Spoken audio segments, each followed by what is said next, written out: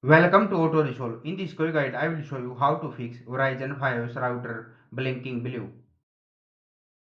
Fix 1. Wait and check Step 1. Wait 1. 2 minutes for the blue light to stop blinking. Step 2. If it turns solid white, it's connected. Step 3. If it keeps blinking, go to the next fix. Fix 2. Move extender closer. Step 1. If the blue light keeps blinking, move the extender closer to the router. Step 2.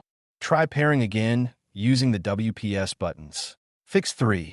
Pair router and extender again. Step 1. Place the extender close to your router. Step 2. Press and hold the WPS pair button on the router until it blinks blue. Step 3. Within 2 minutes, press the WPS pair button on the extender. Step 4. Wait for both lights to turn solid blue or white. Fix 4. Reset the extender. Step 1. Find the reset button, small hole at the back. Step 2. Press and hold it for 10 seconds. Step 3. Wait for it to reboot. Step 4. Pair again using the WPS button or the My Fios app. Fix 5.